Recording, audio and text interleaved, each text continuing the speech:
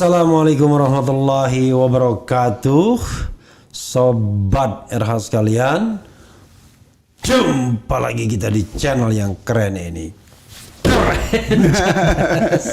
Saya sengaja sekarang saya begini karena ini sakit tangan saya satu ini. Salaman dulu sekali. Oke, salam dulu. Ya. Assalamualaikum. Waalaikumsalam warahmatullahi wabarakatuh. Faisal Assegaf, ya. Saya karena kadung panggil Faisal Assegaf, ya terpaksalah. Walaupun beliau lebih senior dari Habib Bahar bin Smith, tapi saya tetap panggil dia Faisal Assegaf, ya. Makasih Bro Faisal ya sudah datang ke RH Channel lagi dan kita diskusi sangat serius ini. Serius ini? Serius bicara tentang bagaimana nasib bangsa ke depan. Oke. Kalau kita bicara Anies Mohaimin itu adalah an entry point saja dari pembicaraan tentang masa depan negara ini ya. Karena kita ingin masyarakat yang adil dan makmur, tapi buat semua bukan segelintir orang ya. Bro Faisal, evaluasi Anda setelah berjalannya kampanye 35 hari terakhir ini. Karena kampanye 75 hari dan sekarang kita sudah berlangsung ya lebih dari 35 hari dan tinggal 40 hari. Ya, tinggal 40 hari. Hampir 35 hari dan dan tinggal 40 hari ya. Per 1 Januari nanti tinggal 40 hari berarti. Silakan, Bro. Ya, saya kira hampir semua media dan media sosial kan melaporkan secara rinci dari kubu Prabowo, kubu Ganjar, kubu Anies ya kan. Semua saling berkompetisi secara ketat. Tetapi tidak ada yang berubah. Karena kalau kita melihat dalam perspektif gerakan perubahan itu mengalami reduksi karena bergesernya militansi dari 3 partai yang tadinya diharapkan mereka bisa melakukan lompatan-lompatan yang lebih jauh, memetakan isu-isu yang dibawa oleh Anies dan Imin ini lebih revolusioner. Ternyata kalau saya melihat secara objektif saja, boleh. Agak turun jauh. Agak turun jauh. Jadi turun jauh itu adalah lompatan yang diharapkan dari Nasdem, dari PKB dan dari PKS ya. Iya. Jadi maksudnya mereka tidak mengimbangi lompatan atau gerakan atau pencak silat yang dimainkan Anies itu ya? Tidak. Maksud saya kalau kita bicara soal gerakan perubahan itu kan ada jiwanya. Iya. Dan jiwa itu diukur oleh isu yang muncul secara konsisten. Iya. Misal gerakan perubahan itu identifikasi dengan kekuatan gerakan oposisi. Iya. Itu senyawa. Apa yang disuarakan oleh oposisi? Makzulkan Jokowi, penjarakan Jokowi, tangkap Jokowi, adili Jokowi, lawan utang internasional, ya kan, lawan oligarki. Nah isu-isu ini kemudian berpindah ke dalam konsolidasi Anies Imin ini menjadi isu yang lebih dianggap elegan. Bahkan terlihat kalau tokoh-tokoh gerakan yang oposisi itu, tokoh-tokoh kritis, itu kan mereka bicara lepas-lepas kan sesuai dengan harapan rakyat. Tapi kalau ketiga berpindah ke perilaku karakter kepemimpinan Pak Anies ini cenderung lebih soft, lebih lembut. Memang tajam dalam beberapa pernyataan Pak Anies itu, misal mengatakan negara dikuasai oleh mafia, tapi itu kan tidak dirinci secara lebih dalam sehingga isu-isu itu bergeser menjadi parsial, lokal, sektoral dan lain-lain. Saya tidak tahu apakah ada, dan saya berharap ada satu desain yang sudah dibuat oleh tim kampanye Pak Anies Imin untuk melakukan hentakan terhadap kebekuan situasi ini. Kalau tidak berarti orang kemudian makin berkesimpulan Prabowo akan masuk putaran kedua dan sangat berpeluang untuk bisa melakukan satu rekayasa atau peluang politik untuk satu putaran.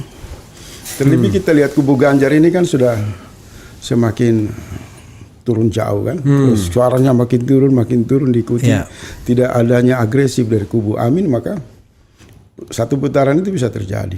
Oke, ini hal yang menarik ya. Ini kita bicara konstelasi terakhir ya. Jadi konstelasi terakhirnya adalah pertama, kubu 01 Anda anggap let's say dalam tanda kutip stagnan. Jadi dia justru tidak memainkan isu perubahan yang lebih radikal. Itu satu. Progresif. Sementara di sisi lain Ganjar sepertinya sudah kehilangan sudah kehilangan isu mau ngapain. Maju kena, mundur kena. Dilematis. Mau nyerang Jokowi ternyata tidak simpati orang karena dia part of the regime ya sebenarnya. Tapi kalau dia mendukung Jokowi, ya jelas-jelas dia dikhianati. Nah, ini dimanfaatkan betul oleh Prabowo. Jadi limpahan keraguan terhadap Ganjar itu bukan dimainkan atau dimenangkan Anies Baswedan, tetapi justru menjadi lipat gandaan peluang bagi Prabowo Subianto. Ya, oke. Itu konstelasi itu yang Anda baca terakhir ini. Tidak, saya justru berbeda. Oke, silakan. Saya tidak mau berada pada satu pandangan yang meremehkan kubu PDIP maupun Ganjar Pak Mahfud. Oke. Kalau menurut saya mereka justru mengunci Prabowo dan Pak Amin dengan memberikan positioning seolah-olah dilema. Dia tidak dukung Jokowi dan dia juga tidak menyerang karena dia ingin melihat peluang. Kalau Prabowo mengusung isu-isu yang mendukung Jokowi itu, konstruksinya seperti apa dan daya dukung publiknya seperti apa. Kemudian dia juga kelompok PDIP juga mengamati kalau kubu Amin tidak segera melakukan konsolidasi, mengambil peluang pengentalan terhadap gerakan oposisi untuk mengoreksi kekuasaan Jokowi sebagai sumber kekuatan Prabowo, maka kelompok PDIP akan keluar pada waktu yang tepat. Dalam beberapa tulisan saya itu saya mengingatkan bahwa ada upaya dari PDIP yang terkenal sebagai penyerang kekuasaan, karena pengalaman mereka pernah menjadi oposisi militan. Mereka menunggu saja situasi, dan di panggung belakang itu kan terjadi komunikasi yang intensif antara para tokoh-tokoh oposisi dengan PDIP. Ada kesamaan pandangan di sana terbangun. Para tokoh-tokoh oposisi maksudnya di luar Anies maksud Anda? Tokoh oposisi kan banyak. Iya. Yang kita tidak perlu untuk menyebutkan namanya. Iya, maksudnya di luar tim Anies, di luar timnas. Iya pasti. Karena oposisi ini kan satu kelompok yang cair, independen. Yang belum menunjukkan sikap politik mereka secara terang. Sebagian ada secara kelompok-kelompok oposisi yang masih terus bergerilya itu bertemu di panggung belakang, mencoba menyamakan persepsi dengan PDIP. Dan kalau itu sampai terjadi masuk pada pengentalan orbit, kemudian kubu Amin terlambat mengambil peluang itu, maka PDIP bisa melihat celah itu untuk mengambil satu ledakan politik, mengambil situasi, dan mereka berhadapan dengan rejim Jokowi. Misalnya ya, ledakan politik yang potensial diambil PDIP itu misalnya mempelopori pemakzulan terhadap Jokowi misalnya. Kalau menarik menteri-menterinya dari kabinet. Instrumen itu kan banyak tersedia. Sudah terbaca di ruang publik. Dan tentu mereka punya kiat-kiat. Oleh sebab itu saya tadi mengatakan di awal bahwa mereka ini meletakkan dua dilema, berada pada posisi dilema yang dimaksud oleh publik. Sebenarnya mereka justru mengamati kalau mereka mencoba terus melobi Pak Jokowi untuk tidak terlalu memaksa Gibran dan Prabowo, dan Jokowi berada pada posisi lemah, maka kekuasaan dalam lingkar Jokowi itu bisa digunakan oleh PDIP untuk memuluskan Mahfud MD dan Ganjar. Tapi kalau Jokowi terus ngotot dan situasinya menimbulkan keresahan di akar rumput dari pendukung-pendukung Jokowi yang semakin muncul ini kan, maka situasi itu bisa dimanfaatkan oleh mereka, melakukan perlawanan dengan mencari momen yang tepat. Nah, kalau kondisi formasi ini sudah berjalan, di belakang panggung ada kan komunikasi antara jejaring oposisi, kelompok kritis dengan kelompok-kelompok lingkaran Ibu Megawati, PDIP dan lain-lain. Jadi kalau saran saya, kita kembali bagaimana posisi Amin. Amin ini kan tidak ada urusan dengan formasi-formasi ini semua. Kalau kita bicara soal gerakan politik berbasis religius yang sempat Abang bilang, maka setiap langkah itu adalah nawaitu. Karena dari niat itu kan terucap kemudian menjadi tindakan. Saya melihat antara niat, terucap dan tindakan itu distorsi. Karena modal dasar Anies Imin itu dari Sabang sampai Merauke sejak awal itu ditegaskan. Kedua figur ini sebagai simbol kebangkitan Islam. Hari-hari ini tidak ada lagi. Tidak ada pengentalan dengan aspirasi umat Islam. Dia kehilangan roh dari jiwa ciri-ciri gerakan politik Islam. Karena ciri gerakan politik Islam itu pertama, pancaran yang dihadirkan oleh seorang pemimpin dia harus amanah. Dia harus punya kesetiakawanan. Dia punya kemampuan mengidentifikasi. Sehingga langkah-langkah dia itu tidak bergerak meninggalkan potensi yang tersedia. Ini berlaku umum, tidak dalam konteks Pak Anies atau Pak Imin. Karena kalau nawaitunya adalah memahami umat Islam itu adalah korban dalam 78 tahun kita bernegara, maka pola relasi itu harus dibangun. Sebelum ada Nasdem, PKB maupun PKS mengusung Pak Anies, semangat umat Islam itu melihat Pak Anies itu kan pengentalan representasi tokoh Islam yang diharapkan menyuarakan energi yang terpendam, yang termarginal dalam konteks negara. Tapi hari ini kan tidak kita menemukan penguatan senyawa, sehingga bangunan kepemimpinan itu tidak terbentuk, jiwanya hilang. Padahal buat apa masuk ke wilayah-wilayah isu yang tidak ada hubungannya dengan ketertindasan yang dalam realita bernegara dalam umat Islam.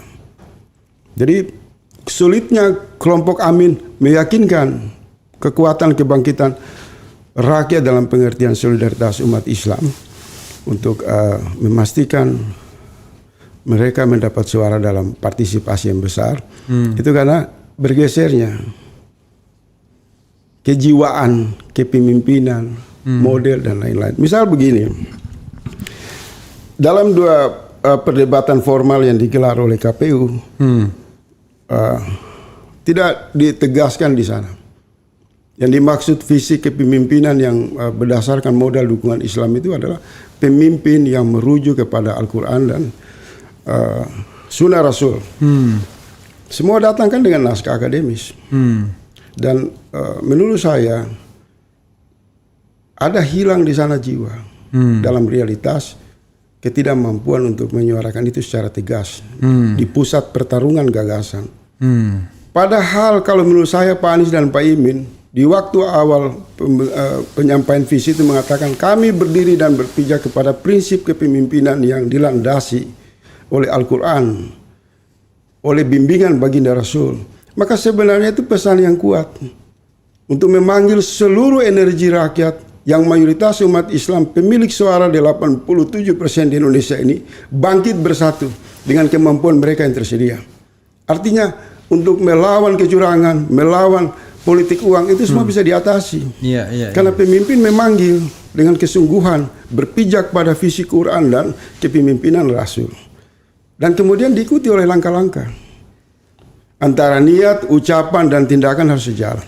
Kalau misalnya itu diucapkan, saya membayangkan pendukung-pendukung non-muslim itu akan kabur semua. Itu yang saya dari awal bilang.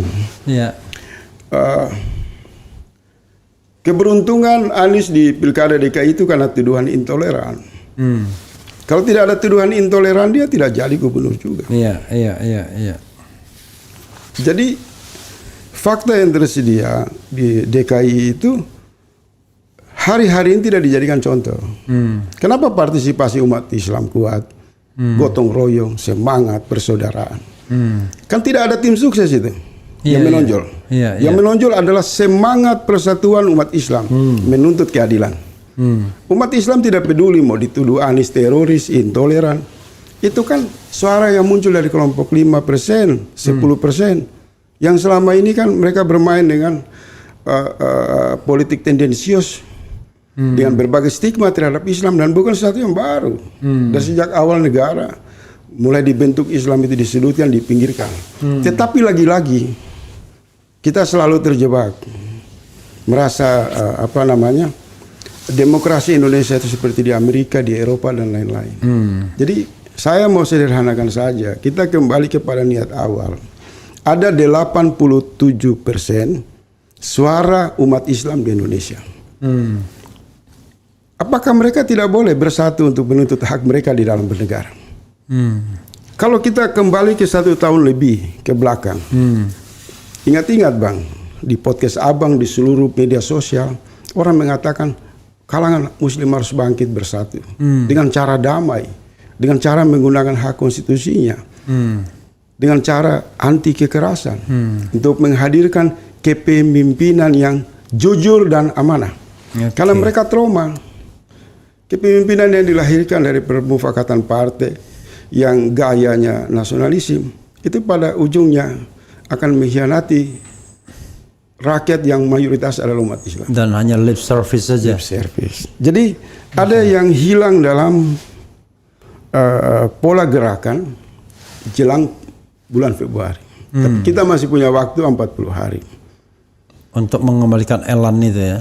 Mengembalikan satu semangat, karena begini, kalau niatnya itu menjadikan relasi terkuat adalah umat Islam, dan sudah terbukti bahwa satu-satunya partai Islam yang berdiri sebagai oposisi adalah PKS. Iya kan? Iya. Satu loh. Bukan PKB, bukan P3, tapi PKS. Iya. Bukan PKB, bukan Nasdem. Bukan Nasdem. Maka niat itu harus sungguh-sungguh ditegakkan. Di sini tidak bicara teori, tidak bicara naskah akademis, tidak bicara pandangan-pandangan akademis, tapi bicara realitas saja. Karena kalau bicara Islam, niat, ucapan, pikiran, dan tindakan harus satu. Kalau satu saja bergeser, itu meragukan umat. Selain itu dia tidak akan menemukan mendapat restu dari Allah. Itu prinsip-prinsip dalam penegakan. Saya membayangkan karakteristik kepemimpinan Islam. Kalau Anies kemudian muncul dengan jargon-jargon kanan, religius ya, masyarakat yang religius, religious society ya, yang kita bicarakan dari awal tapi nggak muncul karena mungkin terlalu toleran untuk membuktikan bahwa dia tidak intoleran, begitu. Maka sayap-sayap non-Islam yang sekarang bekerja ya pasti akan surut, akan mundur, mungkin teratur. Anda tidak melihat itu sebagai sebuah kerugian atau bagaimana? Kalau saya ambil patokan begini saja. Karena begini, saya cuma hanya ini kan pendapat saya, orang merdeka, tidak ikut tim, tidak berafiliasi kepada siapa. Karena itu saya melihat modal politik. Karena itu saya pakai pendapat merdeka juga kan. Misalnya gini, orang-orang non Muslim yang sudah mendukung Anies sekarang kan banyak kan. Berapa jumlahnya? Ya artinya paling tidak tokoh-tokohnya gitu. Saya tidak masuk dalam pemetaan itu. Saya ketemu dengan beberapa tokoh non Muslim juga. Saya mengatakan kalau umat Islam bersatu Anies menang. Apa pendapat Anda? Itu yang kita harapkan. Saya bisa hadirkan orang-orang itu ke sini dan mereka punya argumentasi, mereka punya kompetensi. Tapi kenapa keraguan itu justru datang dari umat Islam itu sendiri? Ingat Bang, Islam itu datang ke jiwa kita, pikiran kita, tidak boleh ada keraguan. Begitu ada keraguan, Islam pertama kali meninggalkan kita. Kita tidak meninggalkan Islam. Jadi kalau kita bicara negara dalam realitas 78 tahun, orang dari kota sampai ke desa tahu. Ketika berbicara rakyat mengalami ketidakadilan, siapa sebenarnya yang mengalami ketidakadilan? Umat Islam. Umat Islam. Karena umat Islam. Antum jangan bilang ingat Bang, ingat Nis. Ingat Min gitu dong. Jadi menurut ingat saya, Amin, gitu, saya agak hati-hati bicara ini dan sungguh-sungguh karena saya orang yang ingin gerakan perubahan menang. Ya, kalau ditanya sama dengan saya. Kalau ditanya Anies menang, Amin menang, saya anggap itu personal. Iya, saya ingin juga. Saya ingin mengatakan bahwa rakyat harus menang. Gerakan perubahan harus menang. Iya dong. Kan saya kan ingin cita-cita kita negeri baldatun thayyibatun wa rabbun ghafur itu terwujud ya kan? Jadi kita kembali lagi Bang. Kita harus kembali ke nawaitu. Nawaitu awal. Karena saya mencoba berada di posisi ruang senyap, objektif, hati-hati untuk melihat. Kalau kesepakatan politik itu dibangun atas interaksi di ruang publik, maka solusinya juga kita harus buka di ruang publik. Oke. Karena kalau orang yang bermain dalam ruang-ruang tertutup itu bukan ciri politik Islam. Ciri politik Islam itu terbuka. Saling menasihati, saling memberi masukan. Tapi ada jalan tegas yang tidak bisa dirubah-rubah di ruang gelap. Syahadat itu terbuka. Saya bersaksi tiada Tuhan selain Allah. Jadi tidak ada pembicaraan strategi politik Islam yang bersifat siasat jahat, di belakang panggung ngomong lain, di panggung terbuka ngomong lain. Islam menentang itu dan saya tidak lihat ada ajaran Islam seperti itu. Nah, dalam konteks kebutuhan umat Islam ingin menghadirkan pemimpin yang jujur dan amanah, yang hari ini mereka harapkan kepada Anies, kepada Caimin, maka kalau sumber daya Islam ini dalam kesadaran politiknya yang merata di seluruh Indonesia tidak digunakan dalam satu konsolidasi yang tulus, yang sungguh-sungguh, maka dia akan kehilangan momentum. Misalnya begini, 87% suara umat Islam. Iya. Ini menjadi dilema kalau kita tidak membuat pengentalan. Gerakan kesadaran sumber daya Islam ini bangkit untuk berkontribusi memajukan negara dalam model kepemimpinan Anies dan Caimin, di mana potensi pendukungnya adalah solidaritas umat Islam. Kemudian kita bermain dengan simbol-simbol yang kita anggap untuk tidak dituduh intoleran, ya kan? Maka kita harus gabung dengan kubu nasionalis, kubu non Muslim. Bahasa-bahasa ini menurut saya udah nggak laku. Karena di kalangan minoritas sendiri tidak mempersoalkan umat Islam itu bersatu untuk memenangkan agenda perubahan. Jadi kita terjebak pada tuduhan yang kita bangun sendiri dalam bayangan-bayangan kosong. Iya kan? Hasilnya apa sekarang?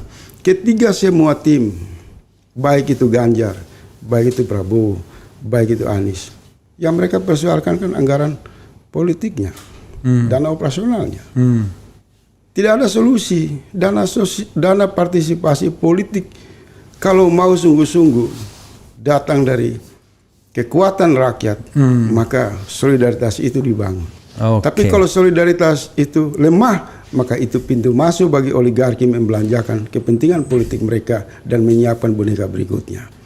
Jadi kalau kita ambil sampel saja, tidak ada perdebatan soal dana politik di Pilkada DKI. Tapi daya sumbang masyarakat itu sangat besar sekali. Nanti ujungnya terakhir belakang ada klaim 3 miliar, 10 miliar utang piutang, itu kan kecil dibandingkan dengan sumbangan ketulusan dari rakyat itu sendiri.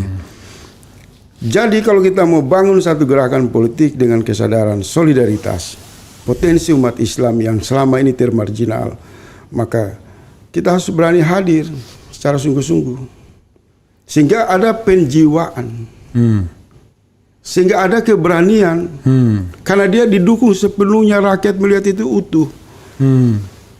Kalau tidak, maka potensi ini akan dipecah belah dan pada akhirnya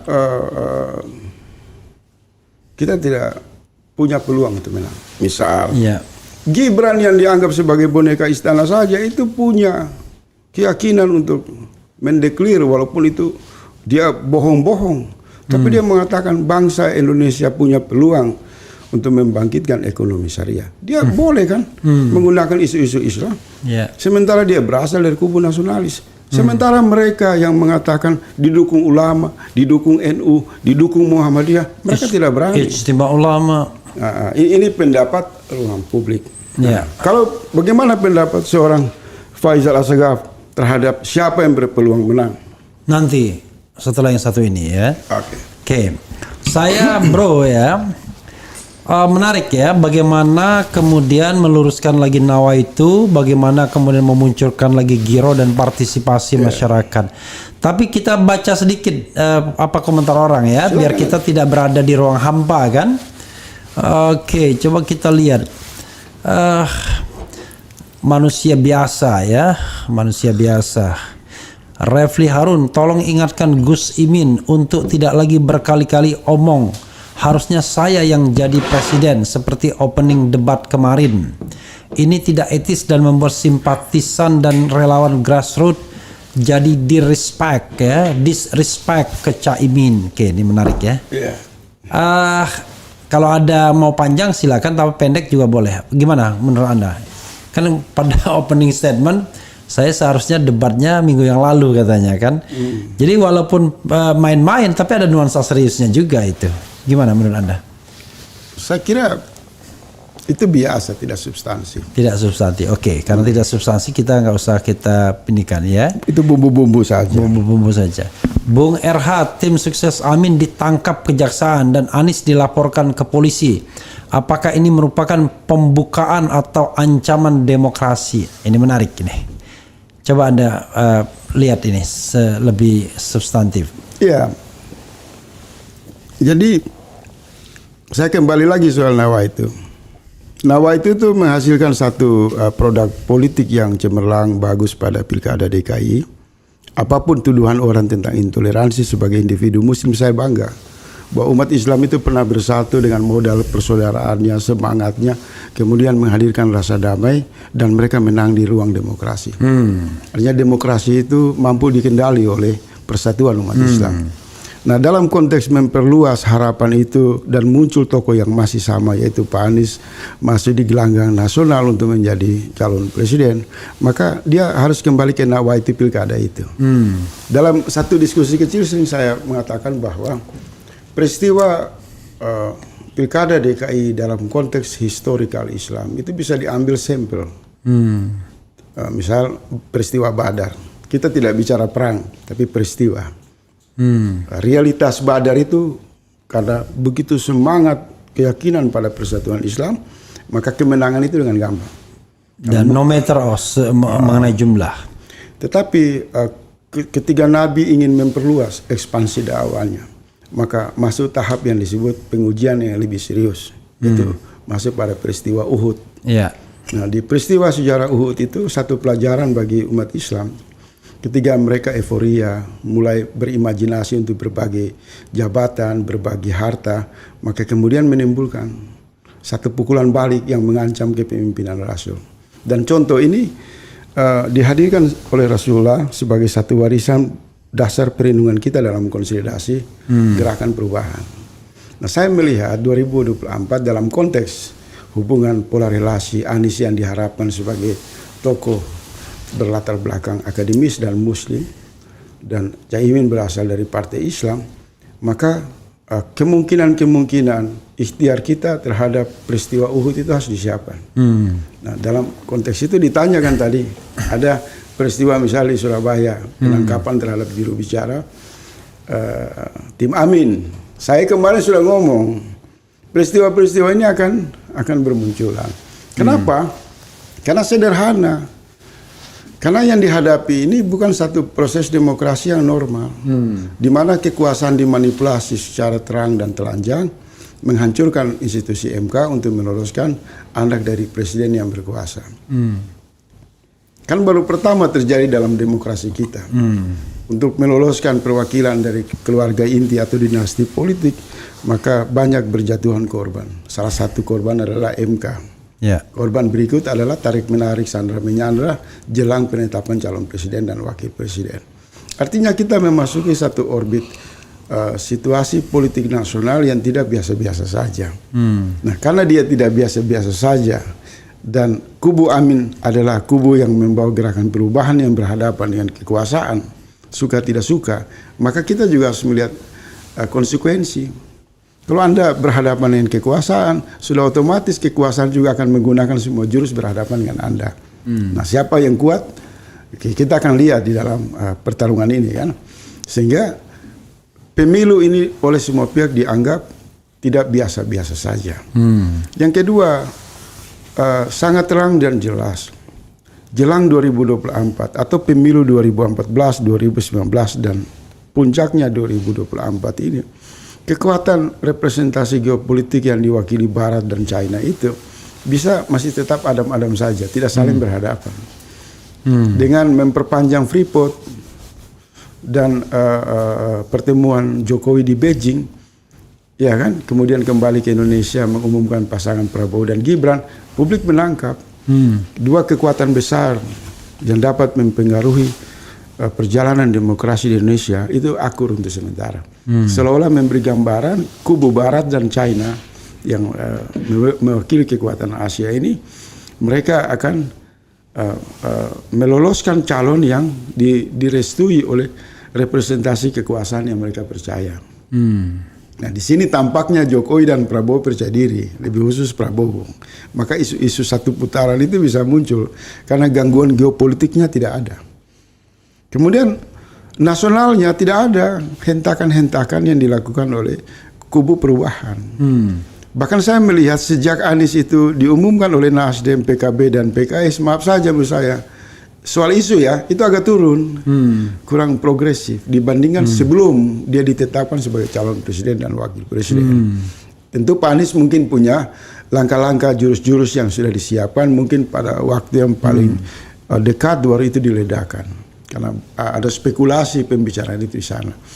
Tetapi karena yang berdiri adalah Jokowi sebagai satu representasi kekuatan politik yang sejak awal mengumumkan bahwa dia akan melakukan politik cawe-cawe dan terbukti Prabowo berpasangan dengan Gibran, maka publik melihat sebenarnya tim suksesnya Prabowo Gibran itu adalah seluruh kekuatan potensial yang berada pada kendali kekuasaan negara.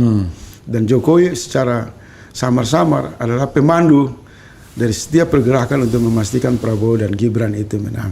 Nah, bagaimana kubu Ganjar dan kubu Amin menghadapi ini? Kalau kubu Ganjar, tadi di awal saya mengatakan, mereka sementara menghitung, di panggung belakang itu sementara membangun komunikasi yang intensif dengan bersilaturahmi dengan tokoh-tokoh oposisi.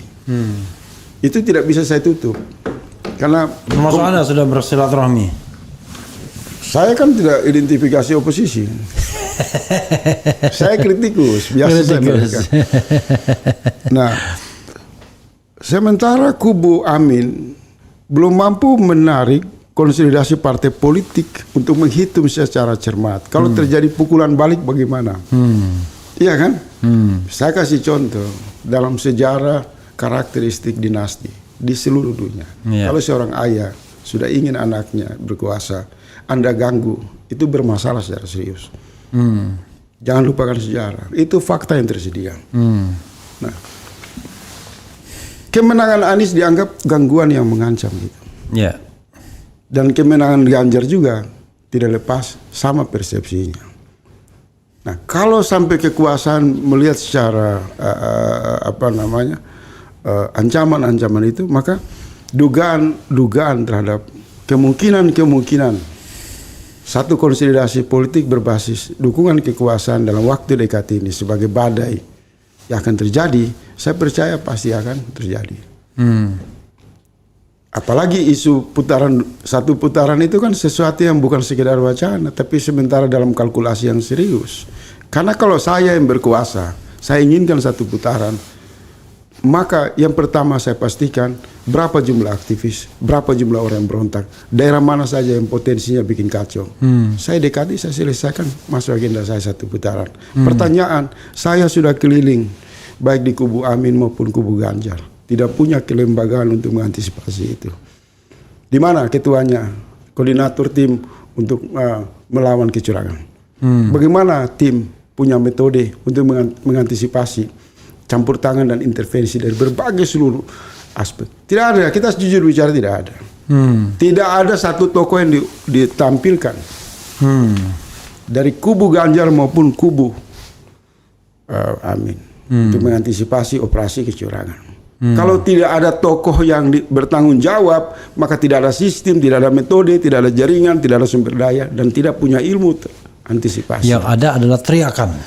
Yang adalah ajakan yang bersifat natural saja. Nah, oleh sebab itu, kita pernah diskusi di sini, pernah kita usulkan, terlepas dari perbedaan pilihan politik, saya lihat sosok ya tokoh-tokoh seperti Gatot Nurmantio misal, orang-orang yang memiliki positioning yang sangat tepat untuk tampil secara nasional, untuk menggalang satu solidaritas potensi rakyat. Ini bukan soal politik praktis, tapi satu ruang politik negara untuk memastikan ikut berpartisipasi, mengantisipasi tidak terlalu jauh keterlibatan alat-alat negara dalam operasi kecurangan dari ruang demokrasi. Karena kalau pemaksaan satu putaran dengan kalkulasi menghitung antisipasi adalah gangguan keamanan, maka sudah dua kemungkinan akan muncul di sana. Pertama, cara kekerasan ini bisa menimbulkan korban yang sangat banyak dan kekuasaan menjadi gelap mata untuk melanggengkan nafsu mereka. Kedua, kalau mereka lolos dan berkuasa dibiarkan, maka kita akan hadir pada diktator yang ketiga yang lebih parah dari diktator pertama, rejim diktatornya Soekarno yang meninggalkan trauma, kemudian rejim militerisme yang sangat diktator Soeharto, dan Prabowo akan tampil menjadi diktator yang dalam kurun waktu yang panjang. Terlebih di usia Gibran yang sangat muda itu memungkinkan peluang-peluang internasional, kekuatan oligarki bisa membawa kelangsungan kekuasaan itu bisa lebih keras dari sebelumnya. Dan itu menjadi perbincangan yang umum. Oleh sebab itu di tempat ini kita masih punya harapan untuk terus melakukan konsolidasi secara sungguh-sungguh dengan mengingatkan semua kawan-kawan yang berdiri secara formal maupun informal di barisan Amin untuk segera menciptakan satu lompatan gerakan konsolidasi nasional.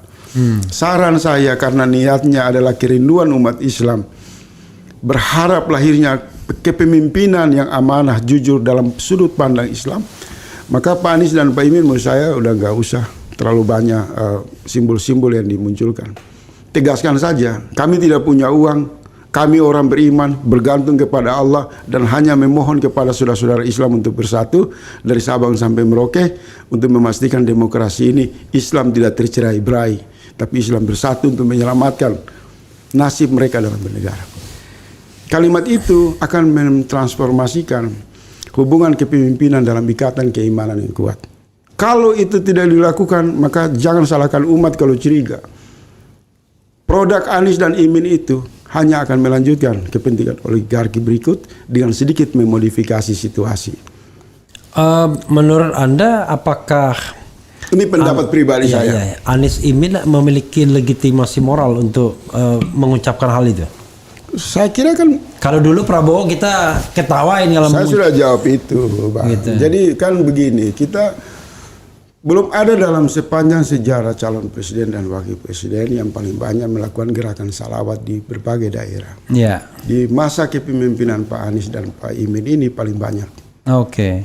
Maka itu sebenarnya sadar tidak sadar mereka sudah menegaskan bukan sekedar identitas, tapi spirit Islam dibangkitkan di ruang demokrasi dan berupaya untuk memotong mata rantai politik transaksional, politik uang dengan menghadirkan solidaritas Islam berbasis nilai. Kenapa saya mengatakan harus berani? Karena ketika Islam ditarik dalam pola relasi pemimpin dan umat, maka satu hal yang akan mereka lakukan, kampanyenya, kami sangat mengharamkan politik transaksional. Islam sangat melarang mencuri yang bukan haknya. Berarti kecurangan pemilihan, mengambil yang bukan haknya. Mengambil yang bukan haknya. Mencuri, mengambil. Islam sangat benci kepada kekuasaan yang semena-mena dan zalim. Maka realitas solidaritas umat Islam itu menjadi satu modal yang sangat terlihat jelas dalam karakter kepemimpinan Anies dan Imin. Kalau sekarang ini menurut saya, kalau sekarang ini kan yang justru yang ingin ditampilkan Anies adalah menghapus jejak kanannya dan mengatakan bahwa dia pemimpin yang toleran, pemimpin yang memberikan. Saya lihat nggak begitu. Justru Pak Anies menunggu dari reaksi kubu kekuatan. Inisiatif itu harus datang dari misal Nasdem, PKB, dari PKS duduk bareng. Mereka sadar bahwa tidak ada cara untuk menghentikan politik transaksional, tidak ada cara untuk menghentikan persekongkolan jahat oligarki. Cara yang tepat itu cuma satu, sadarkan umat Islam bersatu. Tapi sebagai modal dasar dulu. Kemudian apakah umat Islam menarik kekuatan non-Islam di dalam satu partisipasi yang bersama? Saya yakin pasti. Karena ciri umat Islam itu ketika mereka bersatu dari dulu tidak pernah mereka meninggalkan non-Muslim. Tapi masalahnya begini, Kalau kita lihat backbone partai pendukung ini ya, bisa dikatakan kalau kita rankingnya kan ranking 1 Nasdem dengan segala fasilitasnya, ranking 2 PKB yang baru masuk, ranking 3 PKS yang dari dulu duafa terus, kira-kira begitu ya. Duafa dari segi tokoh maupun dari segi resources ekonomi. Nah, ekonomi. Jadi yang jadi masalah adalah apakah Anda yakin suara-suara seperti yang Anda katakan itu akan muncul dari partai semacam Nasdem? Iya, makanya saya begini. Semua ucapan abang itu benar dalam sudut pandang materialisme. Tapi ketika bicara Islam, di mana cara pandang materialisme melihat Islam? Kan beda. Islam dilihat dari sudut pandang keislaman. Ketika orang dalam konsolidasi materialisme, isme materi, melihat kemiskinan, dia akan mengatakan lemah.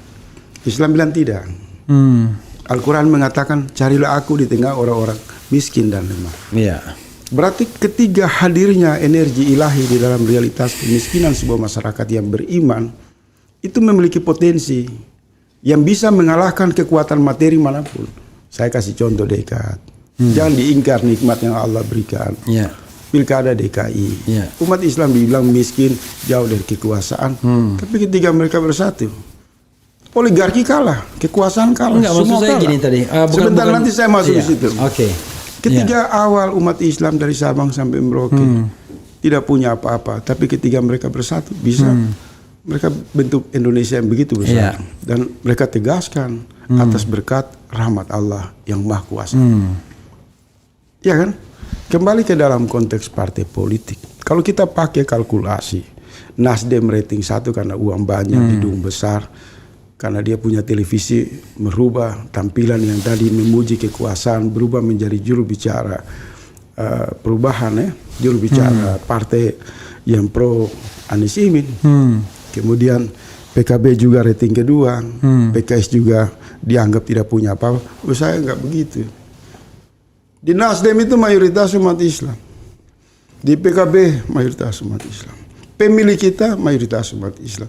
Saya tidak bicara politik identitas, tapi bicara realitas persatuan nasional berbasis kesadaran keagamaan. Dan itu dijamin oleh konstitusi. Oleh sebab itu, partai ini duduk. Ketika mereka mengatakan, kami tidak punya dana operasional. Kami menghadapi kekuasaan yang besar. Kami tidak mau kalah karena agenda perubahan harus ini. Maka yang mereka lihat bagaimana cara menyatukan umat Islam dari Sabang sampai Merauke. Maka isunya berubah, tidak main-main. Maka pemetaan terhadap kekuasaan itu akan terlihat jelas. Akan didefinisikan apakah kekuasaan ini bisa berkompromi dengan kami atau kekuasaan ini jahat dan zalim. Menurut pendapat rakyat, 10 tahun kekuasaan Jokowi sangat zalim dan mengancam terhadap kehancuran negara ini. Terutama umat Islam. Dan kalau itu terjadi, penindasan ini berlanjut, objek yang paling menderita itu adalah umat Islam. Ya kan? Oleh sebab itu mereka membangun tadi di awal saya bilang nawaitu.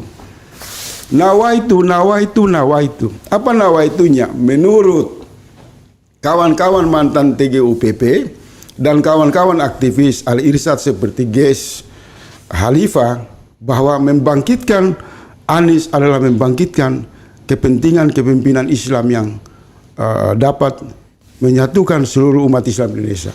Kalimat itu kan diucap-ucap berkali-kali. Kemudian 212 juga mengatakan, kami ini terlalu termarginal, kami ini terpinggirkan. Yang pendapatnya tidak beda dengan Al-Irsyad.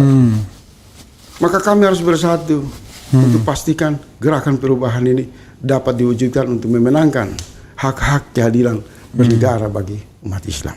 Bukan hanya umat Islam, tapi juga seluruh realitas keagamaan lainnya. Bahasa Anda itu nggak akan disukai oleh. Saya bicara dalam pengertian diskusi. Maksudnya nggak akan disukai oleh para surveyor yang sedang menikmati bagaimana melayani orang-orang kaya. Jadi menurut saya kenapa muncul istilah milenial, Gen Z, intoleransi itu satu modus saja untuk memecah suara Islam. Itu kan bagian dari pemetaan sosiologis, karena Islam mayoritas, maka semua instrumen itu dibuat. Mulai muncullah ketersinggungan baru. Ini kan Nasdem, lebih nasionalis, PKB, kecenderungan kebangsaan, PKS, Islam modern. Ini penipuan semua, Bang. Sumber daya terbesar di Republik ini adalah orang yang beriman kepada Allah yang disebut umat Islam. Sadar itu dulu. Apakah sumber daya ini tidak bisa diidentifikasi sebagai relasi kuat dari negara? Iya kan? Orang bisa mewakili agama lain saja, bangga dengan agamanya, berada di pusat kekuasaan. Kenapa hari ini umat Islam bersatu, kemudian dituduh intoleran? Tuduhan itu justru makin memperkuat persatuan Islam. Denny J.A. mengatakan, kalau Anies tidak mainkan politik, ya mereka harus begitu. Itu kan suara yang datang dari oligarki. Iya. Dia akan meneror pemimpin plastik, karbitan. Untuk menguji bahwa mereka karbit, mereka plastik, mereka takut bawa Islam. Dan pada saat itu sebenarnya mereka udah jadi tahu. Orang seperti Denny J.A. itu sedang menteror. Saya nggak hitung dia kan jujur bicara oligarki, Bang. Dia nggak masuk dalam radar diskusi saya, Bang. Ya, sahabat sekalian, coba kita baca lagi ya. Ini Bro Faisal ini kalau jus makin hot, makin susah dipotong ya. Terus sebentar. Bayangkan tuan rumahnya pun dipotong-potong sama dia. Siap. Oke. Kita bacakan yang relevan ya. Ada juga yang bilang umat Islam bersatu tidak bisa dikalahkan. Terbukti di Jakarta, di DKI Jakarta. Ayo umat Islam dukung 01. Ya, selama ini kita makin lemah ya. Tidak ada pemimpin yang berani mengatakan, ayo Islam bersatu kita menang ya. Jarang sekali ya. Sayangnya rakyat Indonesia tidak secerdas dan sepaham seperti Pak Faisal. Tanpa mengatakan hal itu, rakyat Indonesia sudah tahu kalau basis tim Amin adalah umat Islam. Oke, tidak ada argumen seperti itu ya. Tanpa mengatakan udah jelas. Tapi Anda kan jangan bilang, jangan hanya diam saja di dalam hati, tapi dikatakan.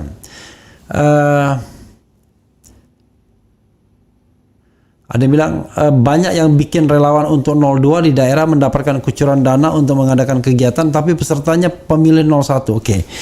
Tapi saya juga risau, Bro Faisal. Anda bicara mengenai persatuan Islam dan lain sebagainya. Iya, tapi kan umat Islam juga yang dikucurin money politics itu mayoritas. Ya, dan mereka kemudian bisa berbelok tuh dengan gampangnya. Iya, itu bagian dari penzaliman terhadap umat Islam. Saya kembali lagi ke Nawaitu. Iya. Niat awal dan awal muasal Pak Anies muncul dengan harapan yang diusung oleh ormas-ormas Islam. Ini fakta. Anda bisa googling itu. Pengentalan hubungan ulama dengan Pak Anies, jejaring ormas Islam dengan Pak Anies, itu kan sesuatu yang biasa saja. Hasilnya apa? Itu menciptakan satu gelombang partisipasi, tekanan yang kuat, daya beli, daya elektabilitas yang bagus, sehingga dia dilirik oleh Nasdem, dia dilirik oleh PKB, ya kan? Kalau PKS nggak usah lagi kan, karena memang dia pengentalannya dengan Pak Anies. Tapi dalam perjalanan modal yang terhubung bagus itu kemudian berubah, tidak beda dengan pendekatan Prabowo.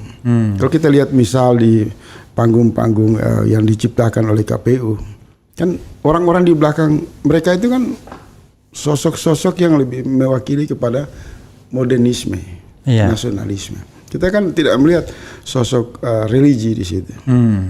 Iya kan? Baik kubu Amin, kubu Ganjar semua sama.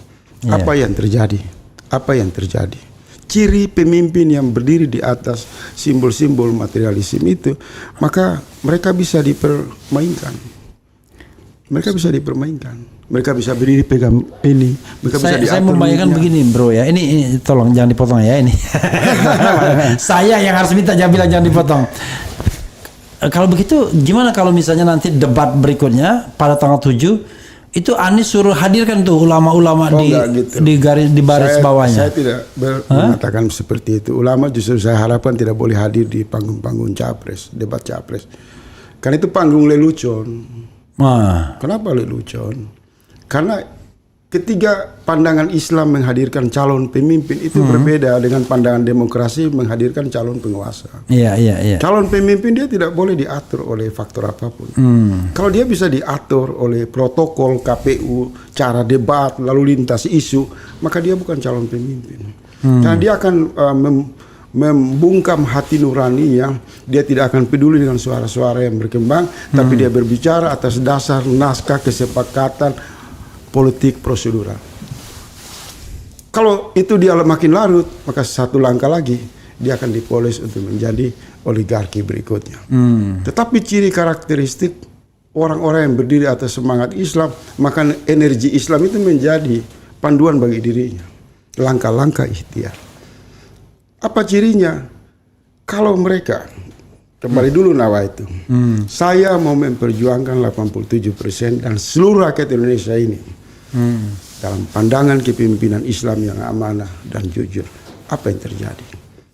Sudah otomatis ketika misal debat capres mau dibuat, mereka akan dibisikin atau muncul ikhtiar. KPU, sebelum kamu gelar debat itu, kamu harus sadar, kamu itu cabang kekuasaan di bawah. Yang mau memimpin republik ini calon pemimpin mewakili umat Islam. Kamu tidak boleh atur saya untuk boleh bicara ini, tidak boleh bicara itu. Satu. Kedua, bentuk tim dulu deh. Pengertian membahas visi misi itu apa? Pak Anies sendiri mengatakan ini seperti cerdas cermat. Yang terakhir, yang SJIE. Sama dengan debat capres sama. Iya. Dia atur berdiri begini-begini. Itu bukan pemimpin ciri dari Islam. Nggak ada begitu. Dia harus merdeka. Karena dia akan melakukan perubahan. Iya. Kedua, saya akan kumpulkan ulama, kumpulkan rakyat. Untuk saya minta pendapat mereka. Isu apa yang saya akan perjuangkan.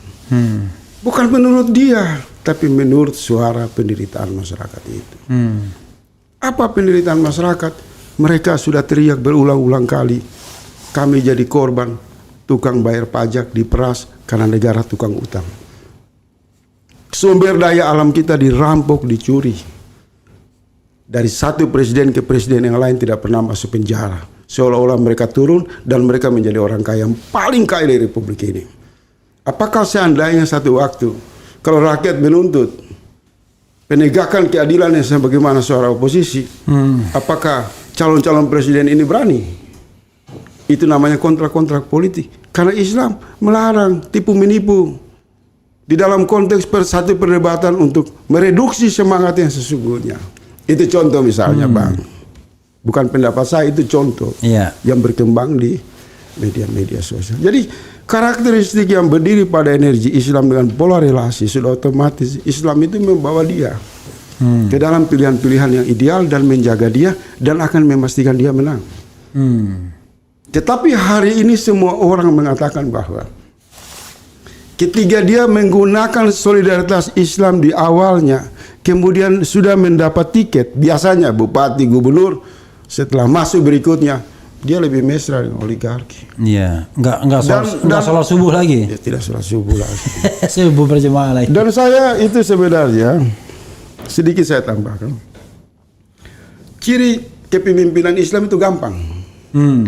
Pertama Bang, yang saya pelajari, karakteristik kepemimpinan ideal Islam. Urusan publik dia tidak boleh bawa urusan keluarga. Kalau dia bawa motivasinya apa dipertanyakan. Karena ruang publik itu ruang partisipasi yang banyak orang berkeringat. Ketika dia dengan gampang karena anak, cucu, keluarga, lingkaran, maka dia berlaku tidak adil. Dia diragukan untuk menegakkan keadilan. Enggak boleh. Karena ruang publik itu dihasilkan oleh partisipasi banyak orang. Ada hak orang di sana berinteraksi dalam tujuan-tujuan yang mulia. Maka sebagian besar pemimpin-pemimpin hebat dunia yang berkarakteristik amanah dan jujur selalu menyingkirkan wilayah keluarga. Wilayah kedua, gampang. Dia tidak boleh meninggalkan sahabat. Karena itu ukuran umat melihat dia. Kalau sahabat saja kamu tinggalkan, maka berikutnya umat dengan gampang kamu tinggalkan.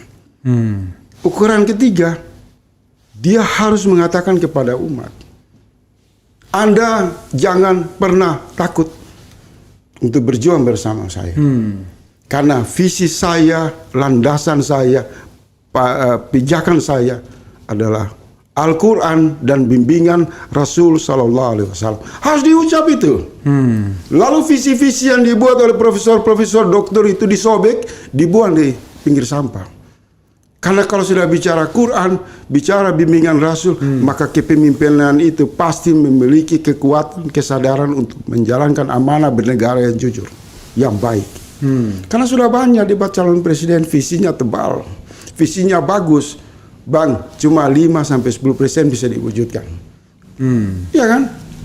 Jadi umat ini sudah trauma dengan model-model kepemimpinan nasional yang ujung-ujungnya hanya menumpuk utang luar negeri, memperlancar perampokan sumber daya alam, menghina ulama, kemudian berkuasa, partai lebih mendominasi, oligarki menjadi sahabat, dan umat ditinggalkan. Dan yang terjadi di antara mereka saling cakar-cakaran. Nah, saya lihat di Pak Anies dan Pak Imin ini tidak ada seperti itu. Mereka sangat loyal dengan teman-teman mereka. Mereka sangat solid, partai-partai solid, relawan-relawan solid, dan orang yang bekerja di dalam itu sangat jujur dan menegakkan prinsip-prinsip politik yang diajarkan oleh Quran dan Rasulullah, sebagaimana mereka berkali-kali mengatakan itu kepada umat lewat majelis-majelis salawat. Saya nggak lihat ada perpecahan, sangat solid sekali, harmoni sekali. Hubungan PKS dengan Nasdem sangat bagus. PKB dengan PKS tidak saling curiga. Iya kan? Yeah. Dan relawan-relawan bekerja dengan tulus tanpa meminta imbalan. Dan seluruh tim 700 orang yang dipilih oleh Pak Anies mungkin 20 jam bekerja tiap hari, satu sama lain berkoordinasi menggunakan media-media virtual. Semua mandiri. Mereka orang-orang jujur yang harus memenangkan pertarungan ini. Ya kan? Kalau sudah demikian jangan kalah. Karena kalau kalah umat akan bergeser memilih jalur lain. Karena umat juga melihat kalau main-main dengan situasi ini hanya untuk demi perburuan kekuasaan, maka umat akan kembali ke jalan-jalan lain yang tidak akan menggunakan demokrasi untuk menghasilkan pemimpin yang abal-abal. Mereka akan mencari pemimpin yang sungguh-sungguh, yang amanah, yang betul-betul menyatu dengan rakyat, bukan karena janji manis. Dan biasanya ciri-ciri pemimpin seperti itu tidak gampang dipanggil oleh presiden untuk makan siang, tidak gampang dikasih pajang di atas debat-debat capres, karena bagaimana dia bisa merubah situasi. Sementara di mimbar-mimbar debat capres saja dia sudah bisa diatur-atur oleh panitia KPU. Di mana kepemimpinannya? Dia mestinya menggunakan tim hukumnya, tim kajiannya, menanyakan kepada KPU yang mau dipilih ini calon presiden, bukan menteri. Tidak boleh Anda atur-atur lalu lintas jawaban pertanyaan. Jadi saya kemarin ketemu dengan Caimin, saya buka aja di sini. Saya bilang, Caimin, ada dua pilihan. Pilihan pertama, saya sebagai orang yang mendukung perubahan berharap calon presiden Pak Anies tidak hadir lagi di debat capres. Karena tidak boleh ada satu kesan seolah-olah mencari orang baik dan orang jujur itu lewat debat cawapres atau capres. Tidak ada. Orang jujur itu lahir karena proses konsistensinya. Dan tidak boleh orang baik berdebat dengan orang jahat. Orang yang melanggar hukum, orang yang melanggar HAM, diajak berdebat dengan orang baik. Bagaimana ini logikanya? Nggak masuk akal saya. Kedua, debat cawapres juga ditolak. Kenapa? Kita berdebat dengan Gibran yang hari ini jutaan orang masih mempersoalkan statusnya di MK. Bagaimana bisa dia disebut calon wakil presiden? Dia baru calon saja sudah rubuh itu MK, sudah hancur itu. Lembaga tertinggi yang sangat terhormat namanya Mahkamah Konstitusi. Ini perlu dikonfirmasikan sehingga orang melihat calon pemimpin itu tidak menyerahkan diri dalam instrumen kekuasaan. Karena ingat, debat-debat capres yang terakhir ini saya lihat ini bagian hanya untuk meloloskan putra presiden menjadi wakil presiden. Ini debat capres yang tidak dibangun secara independen.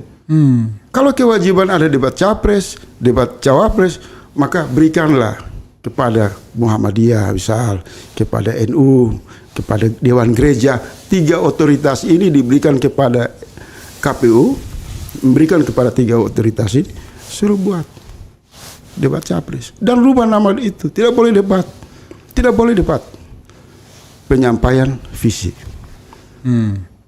Mau debat sama siapa? Misal Pak Anies dengan Prabowo, nggak nyambung. Orang ini sudah berkali-kali melakukan pertunjukan perdebatan. yang berubah dari pilpres ke pilpres. Jadi jatuh-jatuhnya adalah pertunjukan simbolik kemunafikan. Nah, bagaimana melawan kekuasaan? Berani dulu menata jalan seperti ini sehingga rakyat melihat, oh, Pak Anies tidak bisa diatur-atur, Pak Imin tidak bisa diatur-atur. Karena kita mau pilih pemimpin, Pak, kita tidak akan terjebak lagi untuk kesekian kali memilih calon penguasa yang dengan nama kerennya presiden, tapi hakikatnya adalah boneka. Ciri pemimpin tidak boleh diatur-atur seperti itu. Apalagi kondisi sekarang ini kan kondisi yang abnormal, kondisi yang tidak seperti demokrasi yang baik-baik saja. Nah, ini saran saya. Di akhir usulan saya ini, Pak Refli sebagai bagian dari tim pemenangan, saya berharap bisa menyampaikan itu di internal. Pertama, buat pengentalan kepemimpinan Pak Anies Imin ini dengan umat Islam. Dan umumkan kami tidak punya uang, tapi kami mau memperjuangkan seluruh rasa keadilan umat Islam dari Sabang sampai Merauke untuk mendapatkan hak mereka dalam bernegara. Satu.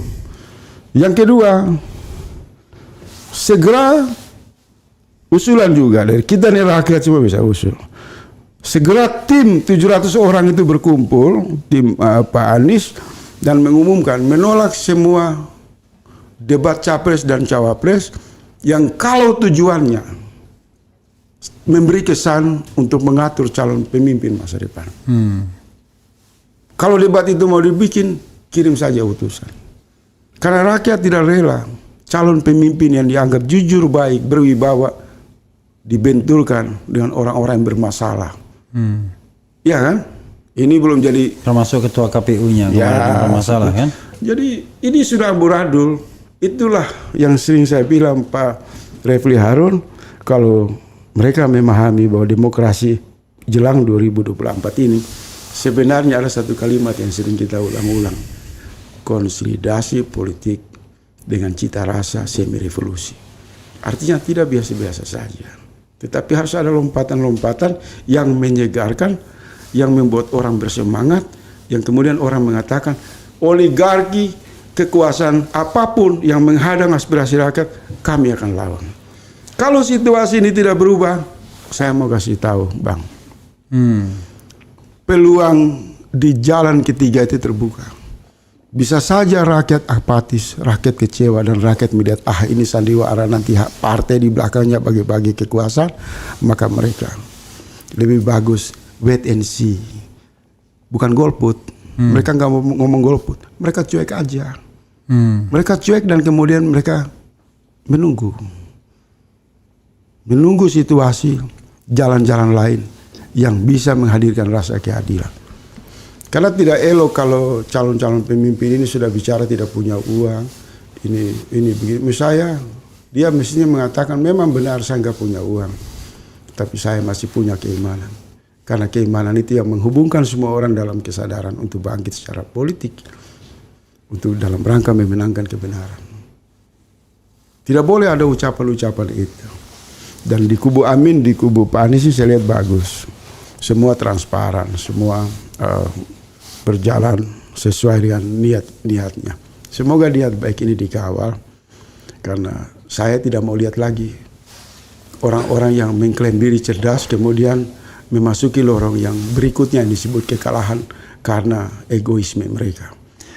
Bro Faisal ya, saya mau membacakan komen dari orang-orang yang mengomentari Anda ya. Assalamualaikum Pak Refli, saya kagum idealisme Bung Faisal. Tapi sayang di zaman ini Anda pasti dinilai naif karena ini eranya materialisme dijunjung tinggi. Respect sama Bung Faisal ya. Oke, ini satu pujian tapi sekaligus pesimisme. Sekalian Bang RH, demi negara dan agama kita hadirkan Bang Faisal untuk berbicara di depan Pak Anies dan seluruh Timnas Amis. Kok Amis sih? Timnas Amin maksudnya. Amin. Kemudian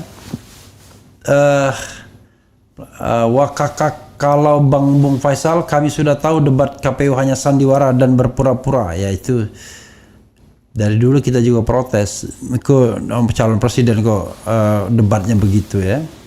Oke. Anies sudah mantap keimanannya lah, yang 2 dan 3 kemana keimanannya? Oke. Paslon 02 coba disuruh jadi imam sholat karena sholat adalah hukumnya wajib bagi umat Islam. Janji capres adalah janji suci, jika melanggar sebaiknya bisa dipidanakan. Jika seperti ini kira-kira Pak Anies, Pak Prabowo dan Pak Ganjar mau tetap jadi capres enggak? Ya. Oke. Silakan Bung Faisal, secara tidak sengaja kita sudah 1 jam lebih dan this is your time untuk closing statement. Tapi sebelum closing statement, tolong jawab pertanyaan yang substantif ini. Menurut Anda, kalau konstelasinya seperti hari ini, apa prediksi Anda terhadap hasil pemilu? Saya tidak mau prediksi karena saya lihat banyak kemungkinan terjadi. Bahkan saya cenderung juga melihat dari satu kelompok yang hari-hari ini semakin kuat pendapat mereka bahwa mereka tidak yakin akan ada pemilihan presiden berjalan mulus. Siapapun menang akan terjadi masalah. Dan kalau dilihat dari sisi peta kecurangan ya, kegelisahan kecurangan ini juga potensinya sangat besar sekali. Nah, kita berharap lahir solusi-solusi yang lebih jalur ikhtiar misalnya, ya kita berharap Gerakan Perubahan menang. Itu bisa diwakili oleh Pak Anies dan Pak Ganjar. Gerakan Perubahan ya. Nah, kita nggak bisa juga mengatakan mereka tidak beriman, tapi dalam fakta mereka insaf, mereka ini ya bisa juga Allah merubah satu situasi lain mereka yang baik. Yang beriman juga bisa berubah jadi bermasalah. Jadi saya tidak punya prediksi terlalu mendasar. Saya berharap, saran saya kepada Abangda selaku anggota tim pemenangan, semoga jangan ada keraguan dengan Islam. Karena ketika meragukan pola hubungan itu terus-menerus terbangun, maka kemenangan apapun yang kita raih adalah kemenangan semu yang akan ujungnya bencana. Dan kita juga kalau mau menang tanpa kejujuran dan keimanan yang kuat, berani bangga dengan Islam, maka tidak usah bikin gerakan salawat di mana-mana. Dan nanti pada akhirnya orang mengatakan ini simbolik saja, agama dimanfaatkan. Jadi karena sudah sejak awal ada semangat tauhid yang sudah dibangun, maka dikencangkan saja supaya bangkit ini umat melihat peluang ada tersedia kemenangan dan mereka merebut peluang kemenangan itu dengan persatuan. Dan saya berdoa semua Pak Anies, Pak Imin, orang-orang yang terus-menerus kita kasih masukan, tidak baperan, mereka menerima masukan kita walaupun didengar agak keras, diminum agak pahit, tapi ini tulus dari hati saya. Karena saya orang yang konsisten mendukung mereka untuk perubahan Indonesia yang lebih bagus. Terima kasih Abangda. Allahumma sholli ala sayyidina Muhammad. Ya, sahabat sekalian, itu dengan Faisal Asghab, dan memang kita harus menyelesaikannya. Sudah 1 jam lebih kita bicara, sudah pukul 00 pula, dan besok habis subuh kami mau jalan ya, mengevaluasi diri untuk mudah-mudahan evaluasi itu berbuah konten-konten yang lebih kreatif ke depan ya, dilandasi oleh keimanan dan ketakwaan. Wassalamualaikum warahmatullahi wabarakatuh.